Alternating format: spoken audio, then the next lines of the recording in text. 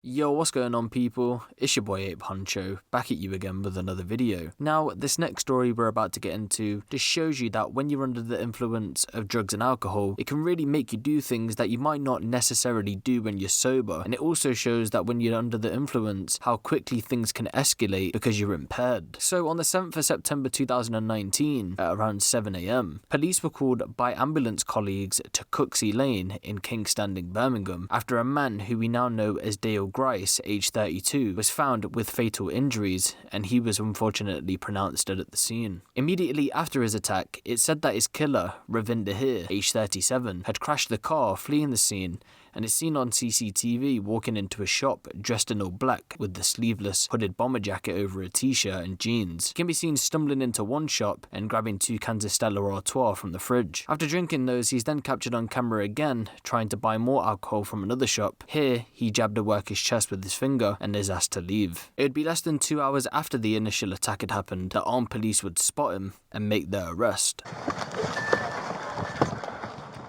On place. Stay where you are. Get your hands up. Hands up on the floor. Get on the floor. Get on the floor now. Get on the floor. On the floor. Behind the small of your back. Do it now. On the floor. Ravinder was arrested on suspicion of murder, and even after this arrest, police would go on and launch an urgent appeal to trace 3 people who had left the scene in a taxi after the attack, because at this time, even though an arrest was made, he hadn't been charged with the murder. A blue tent had been set up by detectives on the day, and they conducted urgent CCTV and forensic inquiries to establish the circumstances of the incident. Detective Inspector Caroline Caulfield of the Homicide Unit, who led the inquiry, would say at the time, "We are in the very early stages of our investigation, and I would urge anyone with information to get in touch with me. We already have some people helping us with our inquiries, but I believe others have left the scene who may be witnesses. In particular, I'm keen to trace 3 people, 2 men and a woman, who left in a taxi, and I would ask them to make contact with us as soon as possible, as they may have information which could help our investigation. Another life tragically lost to knife crime is another one too many, and we're doing all we can to find out what happened this morning." A day later, on the 8th of September 2019, it was officially reported that Dale Grice, who was a father of 2, was the victim of the stabbing, as we previously spoke about. In a statement on that day, his family would describe him as very popular, and he was loved by everyone. It was also heard on this day that he was a father, and he left his 2 daughters behind. It was also heard on this day that Ravinder was charged with Dale's murder, and he was due to appear at Birmingham Magistrates Court on the 9th of September 2019. West Midlands Police would go on to say that even though Ravinder was charged with the murder, they were continuing to investigate and still welcomed all information surrounding his death, and they were still appealing for the 2 men and woman who had left the scene in a taxi to come forward as potential witnesses. Now, on a side note, I'm not too sure who the 2 men and the woman was. There's been no reports to say who they were. I don't know if it was people who were involved in the court hearing, but moving forward, there was no report regarding these people. So, on the 9th of September 2019, the construction worker Ravinder from Walsall appeared at Birmingham Magistrates Court, and here he pleaded not guilty to the charge brought against him, that being murder, and he was remanded in custody after a brief hearing. He was then to make an appearance at Birmingham Crown Court on the 11th of September 2019. There's currently no reports for that Crown Court proceeding, but I do believe that the judge would have set a further hearing, and he then would have set a trial date for early March 2020, as he pleaded not guilty to the charges brought against him. So, on the 2nd of March 2020, it was heard in court that Dale was murdered after a drunk-fueled row. Ravinder had stabbed Dale in his back after they had confronted each other outside a home in Cooksey Lane,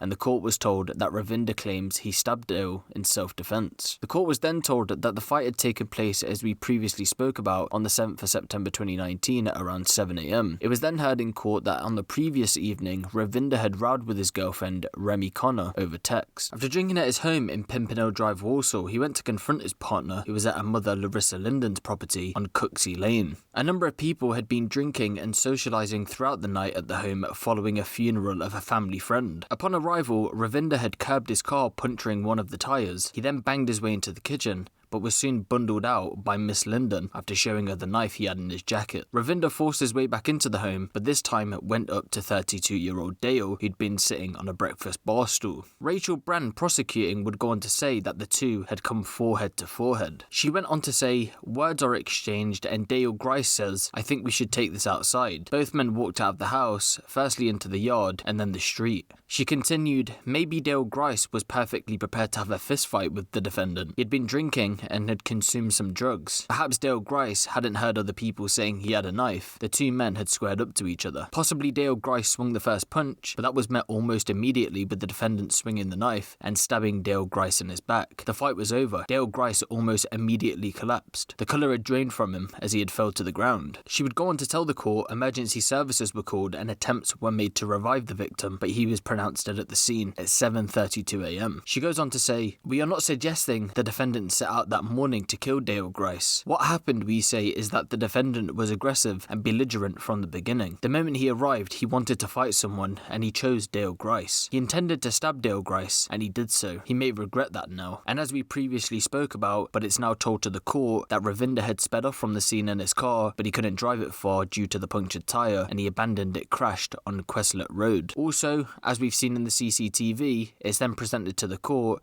and it shows him buying the Stella Artois from a spa, and then when he had finished that, he was attempting to buy more beer from another shop. He then headed for his parents' home on Valley Road in Hampstead, but police were already waiting and arrested him, as you seen earlier on in the video. On the way to custody, he said to police officers, "Are you telling me Dale Grice is dead?" even though police hadn't mentioned the name to him. Then, at the station, he had banged his head on the desk and told one officer that what happened had to have been an accident. The jury was shown photographs of the scene, and one of the photographs was of the boot of Ravinder's car, which had contained the knife, which had caused the fatal wound to Dale. The prosecution also held the kitchen blade up for them to see, and then played the CCTV footage showing Ravinder's movements after the incident. The prosecution then read out an initial statement made by the defendant which said, "As soon as I got to the address at Cooksey Lane, Dale Grice began shouting at me and pushing me out of the address. He then began to punch and hit me. I was trying to get away from him. I was scared. He's a big guy, and I wasn't sure if he had any weapons on him. I saw him go for something in his clothes. I thought he had a weapon on him. I was really scared." The prosecution would go on to say that the statement contained a number of untruths, and notably failed to mention the fact that Mr. Grice had been stabbed. Then, at a later court date, it was heard that Dale had allegedly told Ravinder, "Let's dance," before he was fatally stabbed. Mark Connor, brother of the defendant's former partner Remy Connor, had followed the pair as they had left the house after the alleged confrontation in the kitchen on the morning of the attack. He said, "I heard a comment saying, 'Let's dance.' It was Dale who said it. They were just squaring up. I said, 'Come on lads, stop this. There's no need for this.' They wouldn't listen. They went from the path to the road and back on the path. Dale threw a punch, then Rav swung the knife. They were on the drive. It happened that quick." He added, "It was an overhead swing. He stabbed him." He, referring to Dale, was in shock, like he didn't feel it. "He just sort of stumbled over to me and collapsed in my arms." He, referring to Ravinder, was in shock. "I don't think he knew or realised the damage he had caused. Dale just dropped to the floor. I just told him," referring to Ravinder, "to get lost. People were starting to come out of the house then.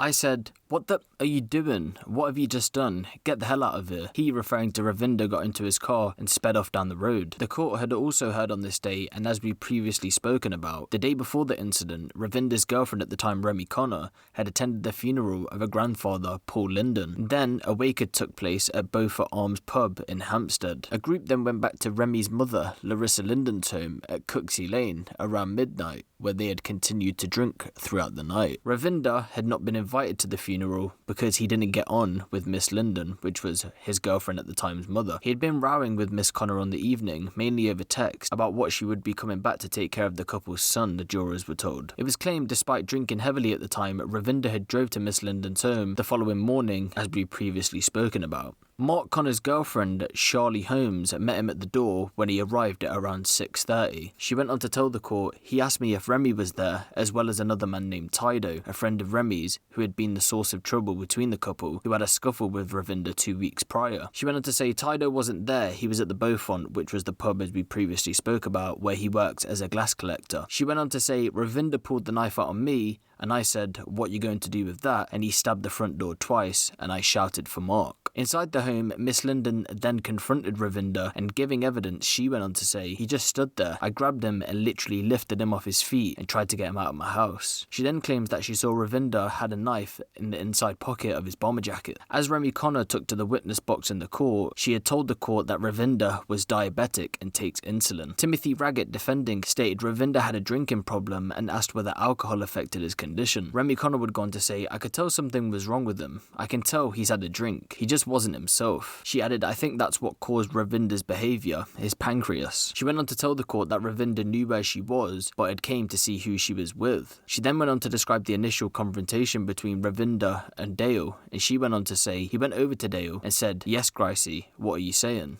Dale was sat on the side, they rubbed heads together. It was a bit sarcastic, and Dale said, "I think me and you best take this outside." He didn't want to cause any trouble in my mum's house. The court had also heard from Stephen Durant, who had also been at the house on the night of the attack, and he went on to say that everyone was in good spirits considering it was shortly after a wake, and he had been having a deep conversation with Dale, who had said, "Why can't people be happy?" He went on to say that he also admitted that him and some others at the property had taken cocaine. He said the atmosphere certainly changed when Ravinder arrived. After Dale had been stabbed, Stephen Durant had exchanged words with Ravinder. Ravinder had punched him and he had sped off in the car. So after a week-long trial, a jury at Birmingham Crown Court found Ravinder here not guilty of the murder of Dale Grice, but had found him guilty of manslaughter, and he is due to be sentenced on April the 3rd, 2020. And I will give you guys an update to this story, and I'll do it through a community tab on the day of his sentencing. Now, I just want to take this time out first of all, just to say rest in peace to Dale, and my condolences with his family and friends at this current time. Now, what I didn't mention throughout this case is that Ravinder and Dale had reportedly known each other for 15 years. So this is what I was saying at the start of the video. If he knew him for 15 years, he would have known he had children. So when you're under the influence of drugs and alcohol, you would have known that he had children. So why would you go and do that? And this is what I'm saying. When you're under the influence, you just do things that you might not necessarily do when you're sober. And he also has a child as well, which now he won't get to see grow up. So it's a pretty sad situation all around.